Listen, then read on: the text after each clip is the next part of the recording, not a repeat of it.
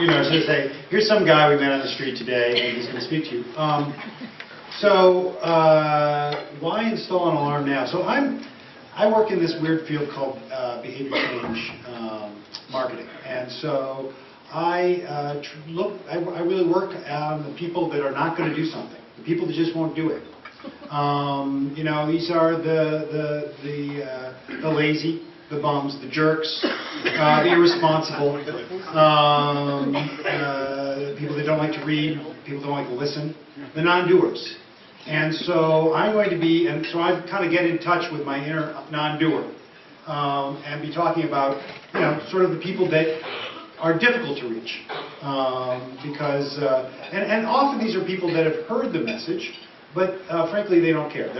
They got a lot of other things to worry about. So I just want to take the first part of this and just put you in the realm of, because the problem with you guys is you're all pretty responsible, you're good people, you're nice. You're just the kind of people that are the worst focus group ever for this kind of stuff. So let me, I want to start with, this is the list of things I'm supposed to be worried about, because a lot of messages in our world tell us about all the things we should be worried about. I mean, you can read Iraq, Iran, landslide, mad cow disease. Male pattern baldness is one I think really doesn't get enough attention, and deserves more attention. So you can see zombies, TV, violence, volcanoes. There's a lot to be. So if you say, look, you should be worried about this, you are in a super competitive category. That is like, there's a lot of competition for what you're worried about. So you want to think of another way to approach things. And so, you know, I'm looking at home fire, so why should I act? Why should I do anything about a home fire? I'm the non-doer. Well, there's a lot of home fires a year. This is a little bit of a dated statistic, but it's the most recent one I could find. And they go, okay, well, okay, so I live in a single-family home out in Virginia. Let me see. So, am I going to be part of that statistic? Let me see. I got a 0.3% chance of all one-family and two-family, if you take all the units. So that's not very high. You know, there's a lot of other things.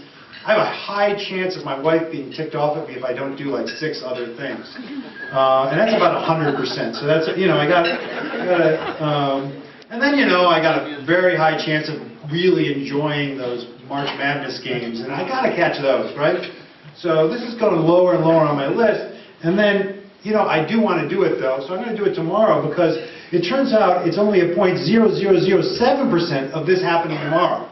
So I don't really have to do it right now. And if I don't have to do it right now, then I probably don't have to do it tomorrow because that will be now then. So, I'll, you know, this is a system I've developed over the years. You can understand it. And I think we all go through this, and we all have, you know, a lot of things we're supposed to do, and we don't do very many of them. So I'm 22 times more likely to get in a car accident tomorrow, actually, which is interesting. So we like to look beyond just risk and look at a lot of the different behavioral determinants that can affect why people will do something. And actually risk is one of the weakest. It's one of the weakest because, first of all, people are really bad at figuring out risk. As humans, just humans, not even just Americans. I mean, Americans trail a lot of things, but humans are really bad at figuring out risk. And then it's the risks. The day-to-day risks are not that high compared to other things that rewards you will definitely get. And the best example of this is seatbelts. So seatbelts was kind of stuck at 66%, around there, 65, 66% for years, and then they did click it or ticket, which started out in North Carolina and spread. And the idea there was that, you know, what the chances? I definitely want to be wearing my seatbelt when I get in an accident, but since today I'm just going this far, I'm not going to get in an accident. And so, you know, you could do ads and say, oh, yes, you are getting an accident. But I don't think so. I've been doing that trip a lot. I haven't gotten in an accident, even I don't care what the ads say. But a ticket, now I have gotten a ticket, and I've seen police. And the whole idea of click it or ticket is to make it seem like it's really likely that you will get a ticket. And we try to make it seem much more likely. And people are a lot more believing of that. And so that is a lower consequence. It's not a big consequence. I mean, obviously to die or get maimed in a car accident is a bigger consequence than a ticket, but a ticket's more likely. So sometimes more likely is more powerful than, and then there's a lot of other reasons where your seatbelt that they put in, it's what you're showing your kids what to do, it says something about what they call your self-standard, which is, how you want to be seen, how you see yourself, and norms, everybody's wearing seatbelts. Self-standards, by the way, is what sells every can of beer, okay, because are you a Sam Adams guy, are you a Budweiser guy, I mean, what are you? Really, are you just, like a Corona or whatever that Italian beer is? Okay, so I got some ads I want to show, so let me show you a couple ads. They lived.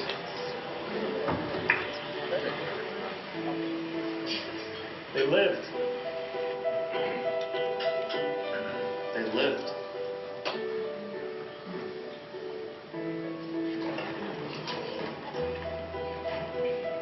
We lived, thanks to our Subaru. Love. It's what makes a Subaru a Subaru. Wow, it's an ad about a car, okay? And the first thing they're showing is a bunch of crashed cars. That's not a typical approach. And so part of it talks about the risk. There's a risk of you want a safe car because there's a risk of crashing. But the end is, to me, what brings it all together. The guy, the father figure comes up, and being a father, it's really goes for me. And he's looking out for his kids, and he's the kind of father we want to be. It's aspirational. It's again, self-standards that we have. It's a norm. This is what's expected, that you'll look out for your kids. Remember the tire ads, Michelin tire ads were all about, your family's probably worse than Michelin, No, my family's kind of a Firestone. It's not really Michelin. So the idea there is to get in this case, get you to spend more money on a Subaru because of that. And then they use the word love at the end, which is very, to me, it just ties it. It's very much like, I think most of you will remember the Like a Rock ads that were actually the most successful pickup ads ever. And the reason is because pickup drivers, pickup drivers are a lot of different types of people, but there's one thing that's consistent among pickup drivers. They see themselves as dependent. They may not earn as much money as other people, they may not be as good looking, they may not be as smart as other people, but you can depend on them. And when you think about it, it's true, because when you're moving, aren't you thinking like, who's the guy who has the pickup again? And then he will come, because that's the kind of guy he is. Okay? Right? He always shows up, man. And he's big and he helps you load stuff into the pickup. It's great. And so that was Like a Rock. You're dependable. And there's some classic Like a Rock ads that are, I think, some of the best ads ever done. Anyways, this gives you an idea of that. I'm going to show you another one. We'll talk about that. You have to be crazy to go outside in this heat. I carry. I saw him leaving this morning with that new water thing of his. It's like a snowmobile that floats. Worried about being swept out to sea? Or sharks? You're going to eat that thing all over yourself. Some people don't know about it. We have three things that make it more possible. Safeco Insurance. Hi, it's Edna. Follow Marty and me as we cheer on Team USA. Okay, first of all, she is the greatest actress ever. Second of all, now look at, they're selling insurance. So they're selling you on protecting you from risk. But they're not really talking about the risk. They're talking about the things you get to do, the positive part of it. And then, by using her, the contrast with you. You are the person with the whatever you call those. Jet ski. Thank you. You are the person with the jet ski. You're that guy. You're not her, and you're definitely not her husband. There, spilling. And Safeco allows you not to be that dude in the mall. So I'm going to show you another one. Insurance ones are some of the best, I think, in comparison to the kind of work you guys do. Life insurance? What is that? It's like hugging your kid but with money. It's something that you can get from somewhere. It makes you indestructible, like a superhero. I'd love to be a superhero. It's so you can come back to life. I think. There's a lot of confusion about life insurance. Get simple answers from a State Farm agent. Backed by the life insurance company millions of moms and dads already trust. It gives my dad a piece of his mind. Kids are just awesome. And you see a lot of them, but you just can't bear not to watch them. this gives you an idea. I mean, part of it is you're seeing what's being protected. You're seeing this is the reward you're getting as you can feel good about what you're doing for your kids. A lot of insurance ads rather than, because you're going to be dead. I mean, like, who cares? But in life, you're being a responsible person. So it's the immediate reward you're going to get. They also did something about the ease of use and efficacy. It's easy, lots of questions. You're not alone. And here's this nice person at State Farm that will explain to you why State Farm is the perfect place to answer all your problems and solve all your insurance needs, which you didn't even realize you had. And then again, it gets to the whole idea of self-standard of being, lots of mom and dads are, and the norm, lots of moms and dads are doing this. They trust State Farm. Okay, one more. There are man-eating sharks in every ocean, but we still swim. Every second, somewhere in the world, lightning strikes, but we still play in the rain. Poisonous snakes can be found in 49 of the 50 states, but we still go looking for adventure. A car can crash, a house can crumble, but we still drive and love coming home. Because I think deep down we know all the bad things that can happen in life, they can't stop us from making our lives good.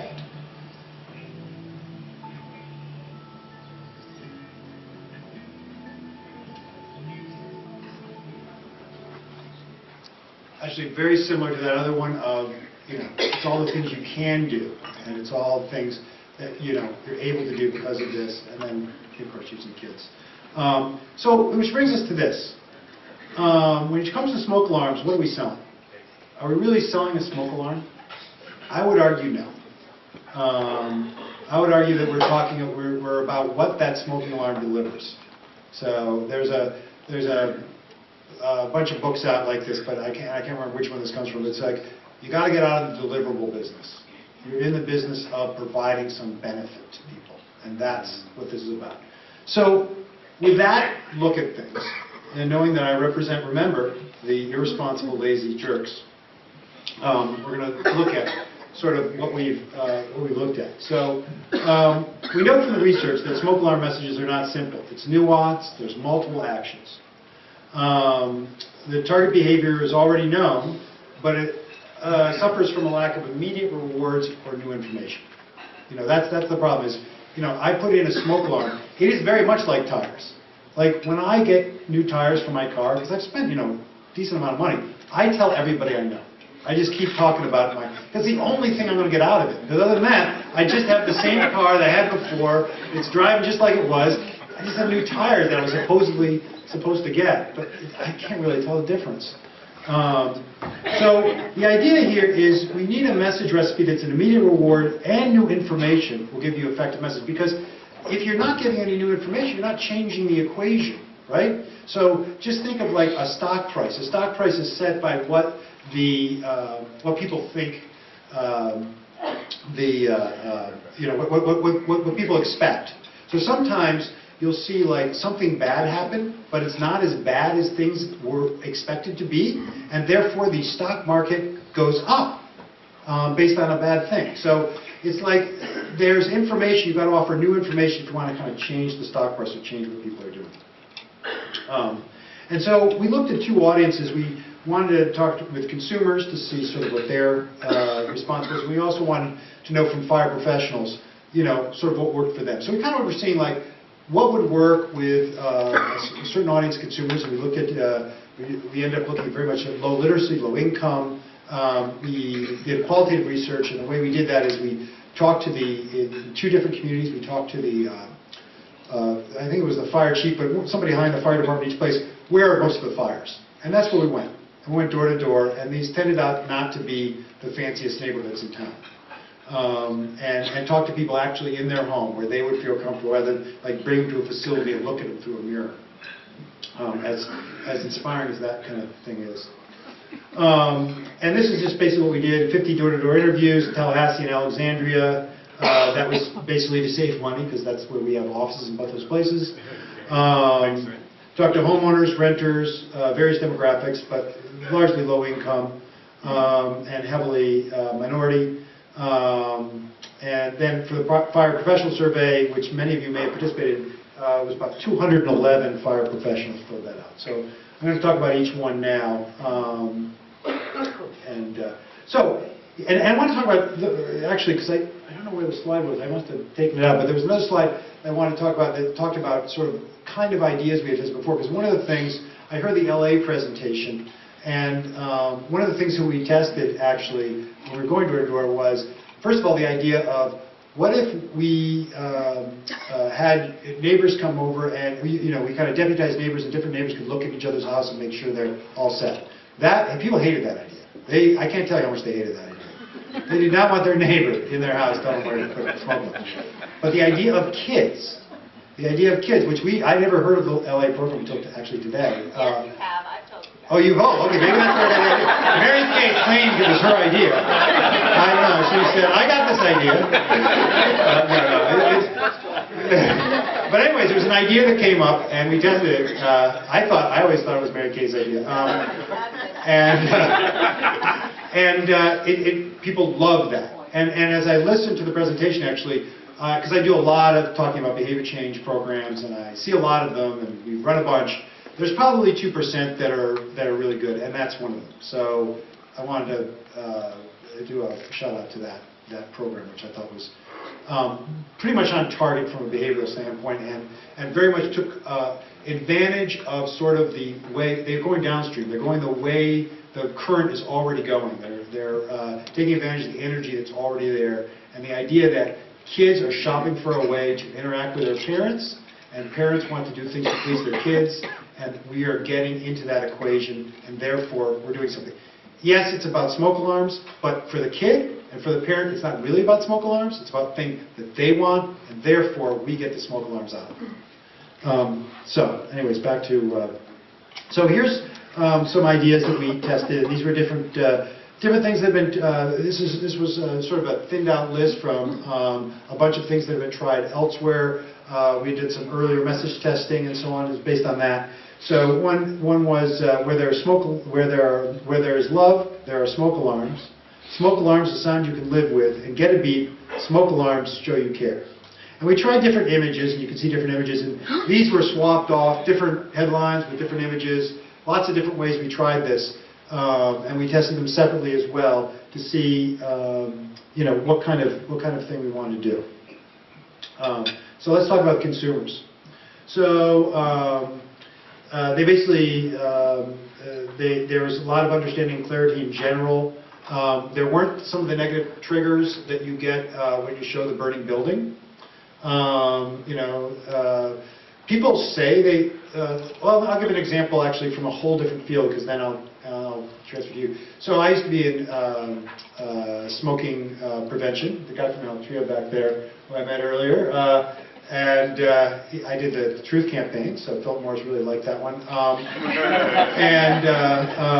And one of the things that kids will always tell you is they want to hear about the black lung. They want to hear about all the health damage.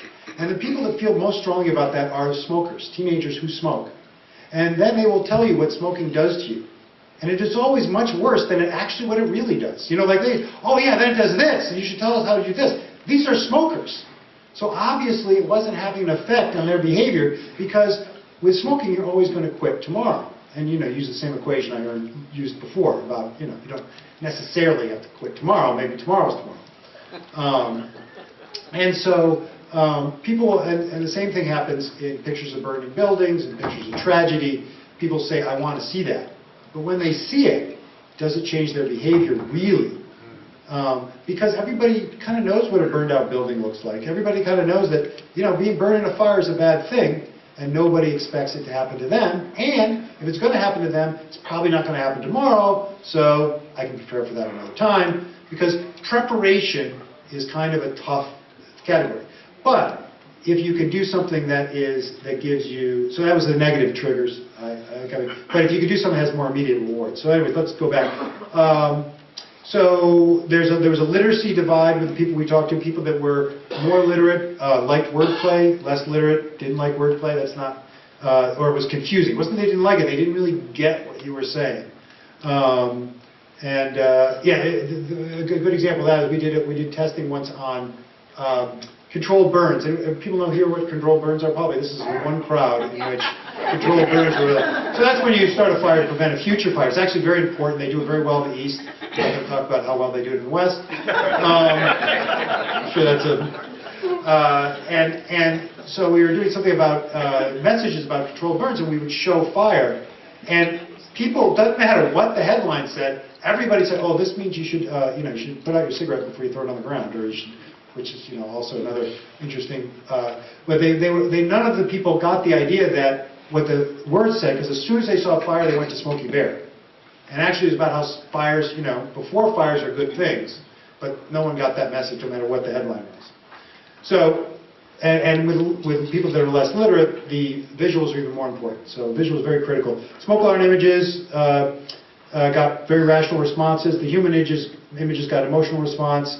And you can guess which is more powerful. Okay, emotional responses are really, really powerful. Logic helps. Good to have a little bit of logic. But as you see in our political system, logic isn't always the motivator. Where there's love, there are smoke alarms. That connected love and protection to smoke alarms and fire safety. Alarm equals love. Connection was new to people. That was sort of like new information. So the idea that you can get this is a way to show your love. And if you love your family, you should have smoke alarms to protect them. So if you don't have smoke alarms, what does that say? Majority had an emotional response: happy, safe, secure, protected, worried, and warm. It didn't seem that catchy, and okay, you take that. Unexpected match with smoke alarm image. So when you put it with just the smoke alarm image and love, people are like, whoa, I don't know if that matches. That can be good or bad. That's not necessarily a negative, because it's good to surprise people in visually if you want to get their attention. We did smoke alarms, a sign you can live with. The full message was misunderstood. And when they did understand it, it was smoke alarms could save lives. The primary focus was the sound. The sound is not your selling point in smoke alarms, let me tell you. That is not, you get to hear this sound once you put the smoke alarm in, is not your selling point. That would be like Starbucks selling coffee based on their prices. No nonsense direction, sentimental, appreciated. It pairs best with the smoke alarm image, because that is what the image means. And that's actually a bad thing, When they see that image, what they think is, low literacy found it difficult to follow. The wordplay is always tough in low literacy. Give a beep, smoke alarms show you care. Protect the ones you love with smoke alarms. It was offensive to some people. Give a beep. Apparently there's another phrase where you fill in beep that people think is negative. Test your alarms. Could mean test your alarms. Could mean you care, be responsible. Sometimes it's totally misunderstood. I actually kind of like that it went back to testing, because that is another sort of sub-message here. People thought it was funny. People liked it. It had some emotional response, but a lot of confusion. We also tested some calls to actions: protect your loved ones, or protect yourself. Only working smoke alarms save lives. Test your smoke alarms today, sleep better tonight. Both did well.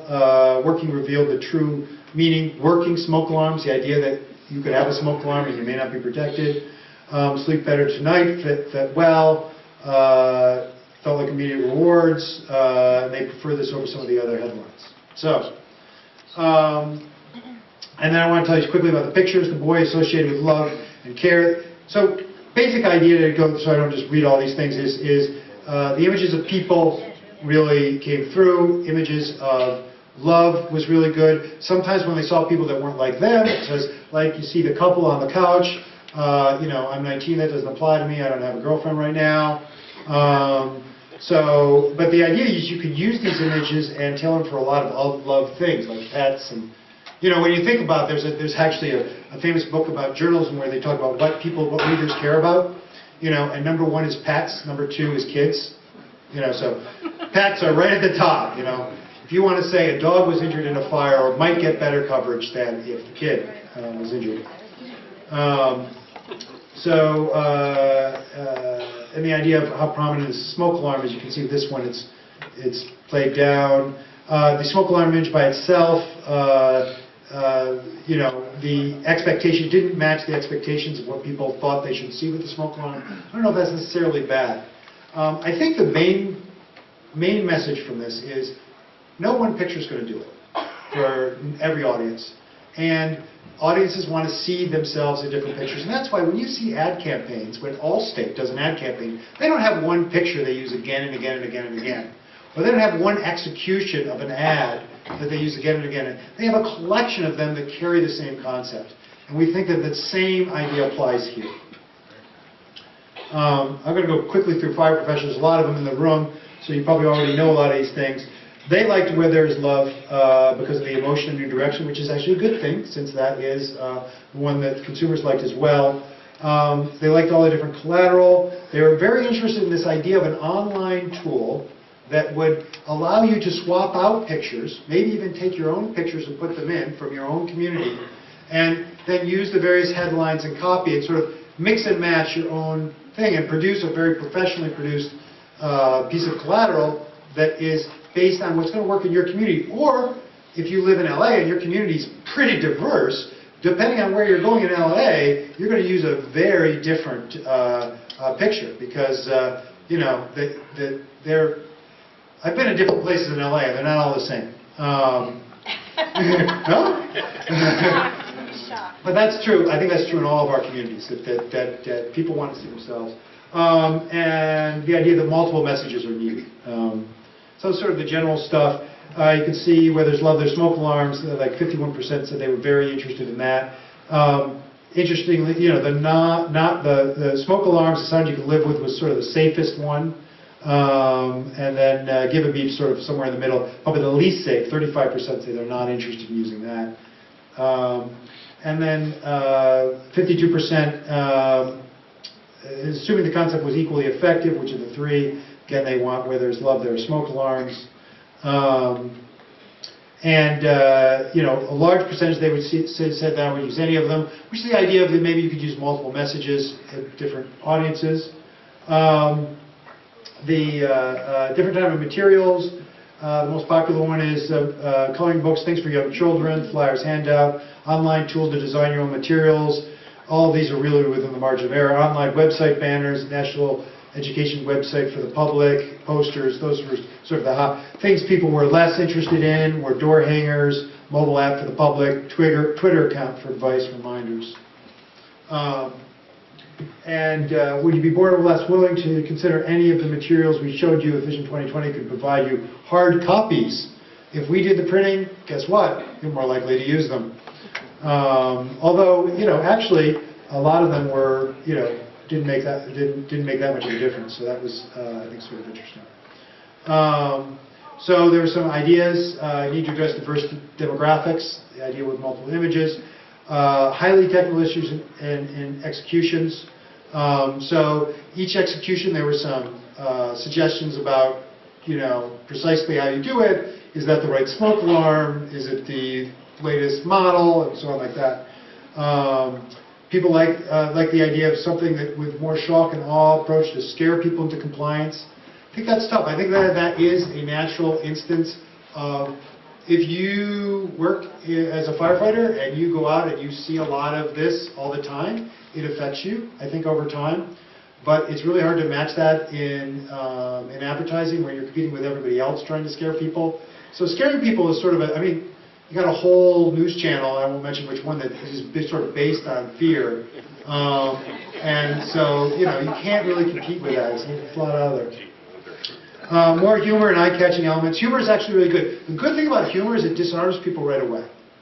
So when you can be humorous, you always try to do that, because then people kind of let down their guard. You got them to laugh with you, and it's also a way to tell the audience, I understand you. We did spots years ago in the D.C. area, actually in the Baltimore area as well, about not fertilizing your lawn in the spring when it goes into the Chesapeake Bay.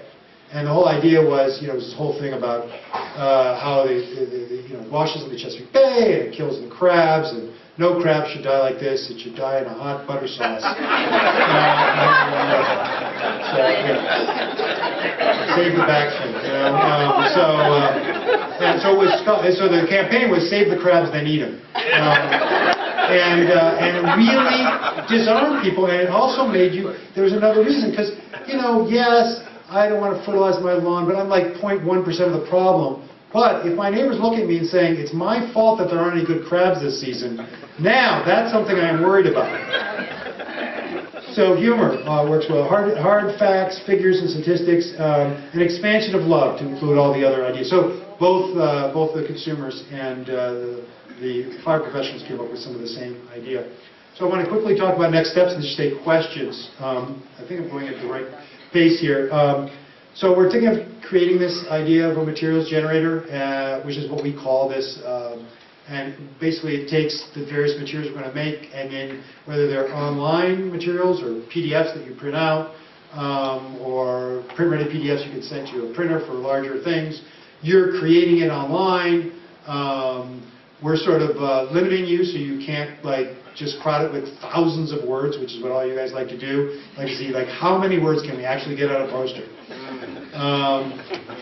And then also you're having a bunch of tested messages to choose from, and then you can add some of your own. I think adding your own photographs, nowadays anybody with an iPhone or a Android, which is the operating system I like better actually, has a lens that's as good as any camera 5 years ago. So you could take really high quality photos yourself. And so, the idea of actually having your local people in the picture is great. We want to do some larger scale quantitative testing we'd like to do. And then the idea of actually producing some kits, actually physical kits, and having some fire professionals in different communities try it out and just get feedback that way. Both of the, I only saw the 2 last presentations, but both of them take a lot of data from the work they're doing to improve their program all the time. That is exceedingly rare and should be standard practice, and it's really great to see. So that's everything. Any questions anybody has? Or did I just cover so much, or you just want me to sit down? No. Questions? Am I holding up dessert? No. Okay. Oh, come on, you've got to have questions. So is Vision 2020 going with one of those messages as the recommendation?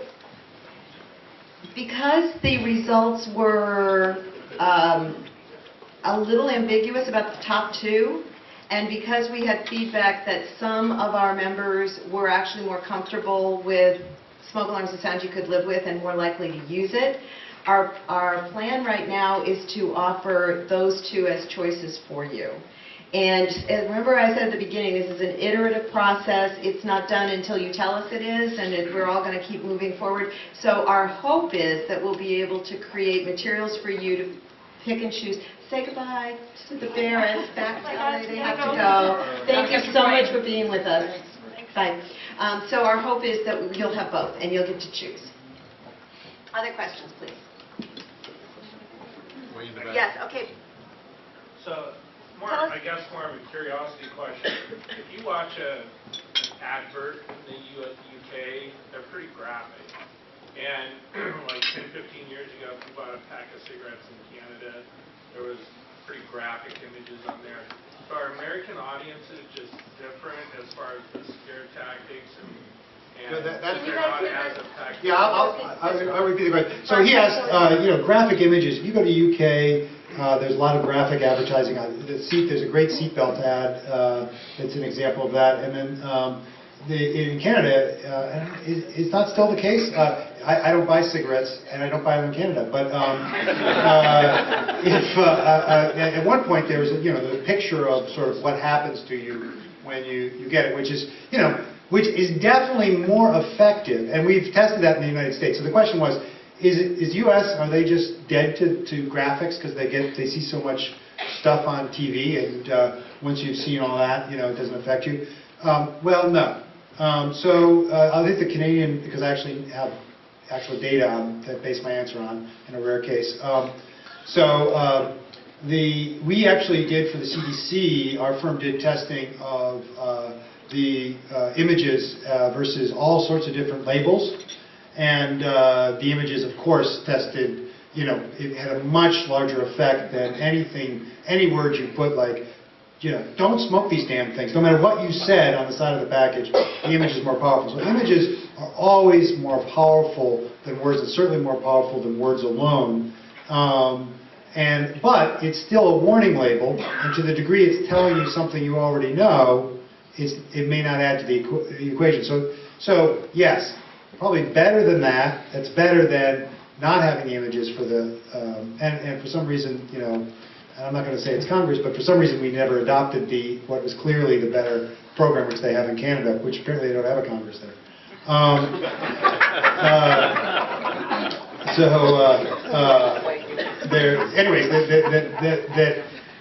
there's that. But I think the idea of the graphic is the graphic images can have an effect if it's giving you some new information. So there's a couple of ads in the UK that I want to talk about with seatbelts that go right to that.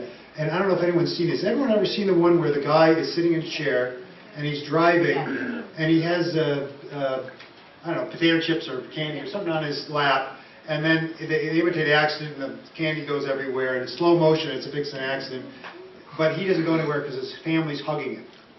And so it's very visual, and the idea is if you care about somebody, you want them buckled in.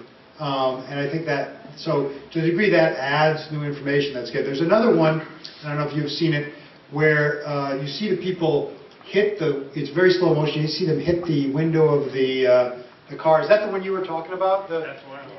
Yeah, it's super graphic, and I think that I haven't seen any data on either of these, but I think the idea of that one is that one of the things that people think in crashes they're sort of worried about dying, but what they're worried about more is getting injured. Injury is actually a bigger worry, especially for young people, than like the idea that you would, have to limp for the rest of your life or something like that. And the idea of how fast it can happen, I think, is another thing that add. Like 1 minute it's like this, and then this happens right away. And I think that might add new information. So, bottom line, if it gives you new information, that's okay. It's still going along the risk continuum, which again is a very competitive category. So if you can get in a less competitive category, or a category that gives you immediate rewards, because like today I didn't die in a car accident, tomorrow I'm very unlikely to die in a car accident, so if I start wearing my seatbelt, I don't get much. What I do get from wearing my seatbelt is my kids see it and I feel responsible for that, and plus because we sometimes do work for NHTSA and their contract requires you to wear a seatbelt at all times, I'm always worried those people could be anywhere at any time and see me not wearing a seatbelt. So I always wear a seatbelt. Oh, and you always test your lungs. Okay, I'm going to let there quickly be two more questions, and then we're going to have to stop. Nancy and then Ray. So these messages you tested with adults, and so do they apply to children? Yeah, so do these messages apply to children since we tested them with adults? I don't know is the answer to the second question, and we tested them with adults. Yes, so it's probably more likely, since we tested with low literacy adults, it's probably more likely than just a random message that I made up in my head that it would work. But no, it hasn't been tested with kids, and that's a whole different, it's probably a different audience, and my guess is that kids are looking for different rewards. So where there are smoke alarms, there's love. Kids are probably like, I get tons of love. I don't need any more. I got love coming out of my ears. And so that might be they look for. Plus, that's why I like the LA example so much, is because we do know from other research that kids are looking for attention from their parents. That's a big deal, and especially at that fourth grade age. And actually, parents are often looking for a way to relate to kids, especially as they kind of start middle school and are that age, and it's getting different how you relate to them. So if you can get into that mix, it's great. So my guess, now I'm going to change my answer to, I bet there are a bit different messages for kids. Okay, the last question. Here's my question. In 1936, roughly, The Wizard of Oz was created. I would venture to say that 98% of the United States has seen that movie. Why in 2014, with the greatest minds in this room, we can't reach an audience like that? Okay, so why can't we reach as large an audience as Wizard of Oz? It's because Wizard of Oz, everybody's seen. How many people here have seen Wizard of Oz? Okay. How many people did their mom make them watch the Wizard of Oz? Okay, that's a fair number. So I think to the degree, let's look at well, one thing is the promotional budget. It was a fairly successful movie. It was a good story. So there's a lot of reasons to do Wizard of Oz, and I think all of those reasons apply to us. What's our story? Is it a good story? Is it interesting? Is it fun to watch? And then I think you can also compare this to sort of the traditional piece, to the idea of what Smokey the Bear. So Smokey the Bear has been around about the same amount of time. Smokey Bear, no, I'm sorry, not Smokey the Bear, that's right.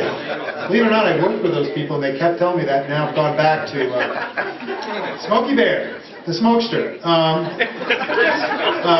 So there's a message that's pounded so much in our head that we just show a picture of fire and people come up with that message no matter what it says. And so there is something about when you've been around for a long time. In advertising, there's something called reach and there's something called frequency.